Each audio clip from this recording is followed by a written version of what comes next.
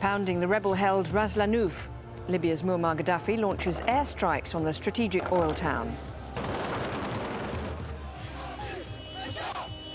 And pro-Gaddafi forces claim that the centre of AlJazeera, after fierce fighting, kills at least 40 people.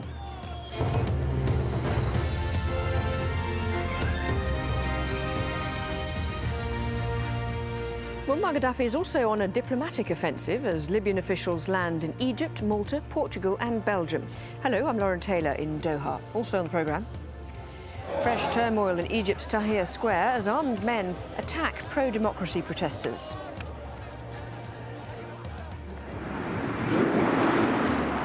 Main gear touchdown. And a veteran of space travel makes its final landing before retirement.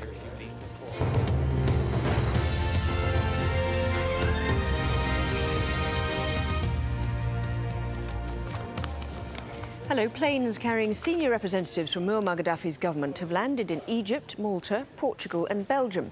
It's an apparent diplomatic push by the Libyan leader, but the fighting and the bloodshed inside Libya goes on. Gaddafi's forces are attacking rebel positions with tanks, rockets and airstrikes.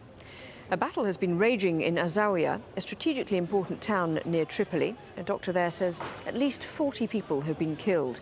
State television showed these pictures, saying that government forces have now forced rebel fighters out of the city centre. Well, further east, we're getting reports that rebel forces have also been pushed back from Bin Jawad.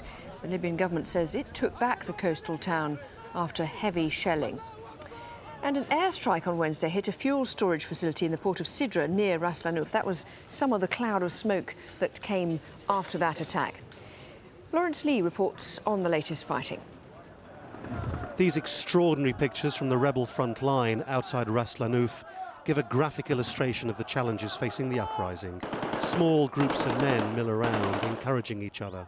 After a quiet few hours, the air raids have begun again. Suddenly, there's a target to aim at.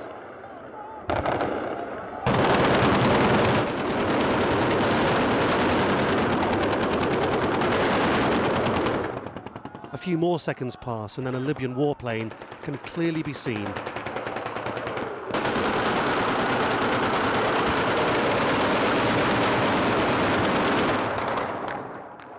This is why it's so hard for the rebels.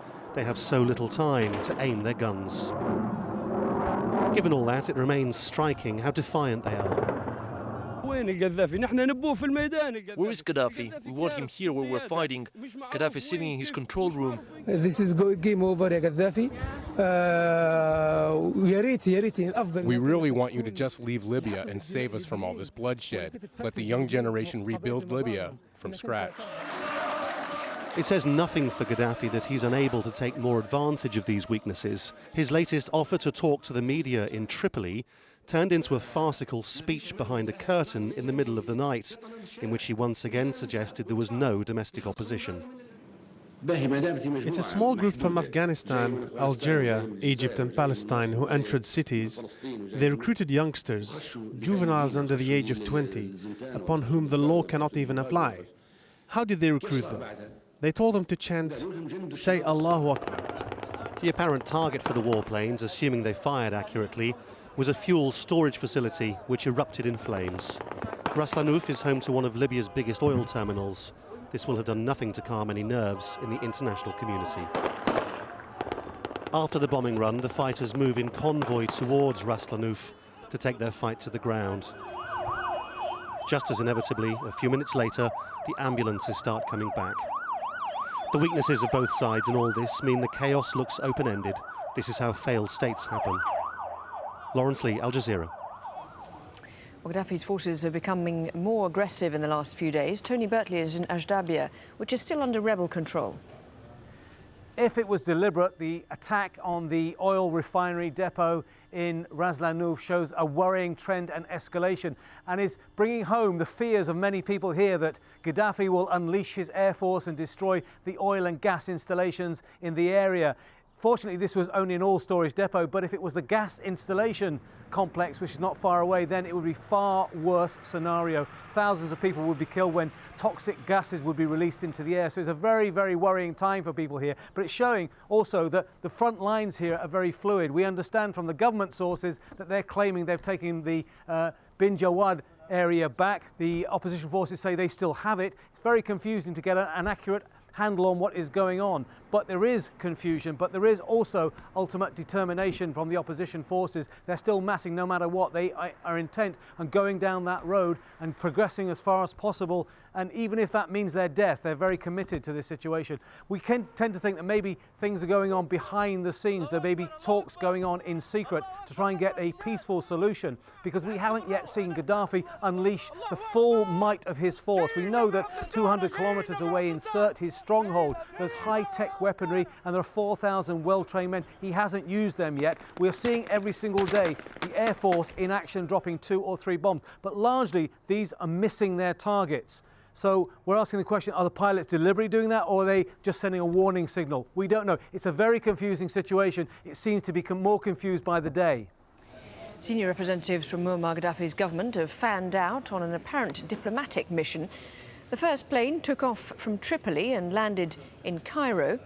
Sources are telling us that talks will take place there with the Arab League. The second plane left Tripoli and stopped briefly in Malta.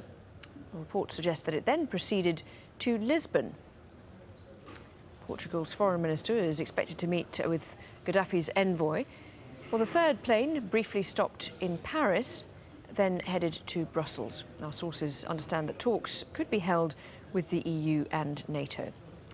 Well, as global powers debate the idea of a possible intervention in Libya, US President Barack Obama's approach to military intervention is also being tested. The White House says that a UN arms embargo on Libya is flexible enough to allow the arming of Libyan rebels. But such a decision doesn't appear imminent, as Rosalind Jordan reports from Washington. Barack Obama has never issued what one might call a doctrine for his foreign policy. But he did say this soon after becoming president. Rules must be binding. Violations must be punished. Words must mean something. In the case of Libya, with almost daily reports of government attacks on civilians, the president's words have become a test for his administration. Civilians and rebel fighters had been pleading with the U.S. for protection. And in 2005, the U.S. and other member states endorsed the United Nations Responsibility to Protect doctrine, which calls on these countries to intervene if they believe genocide is occurring, something that didn't happen for Rwanda or Kosovo.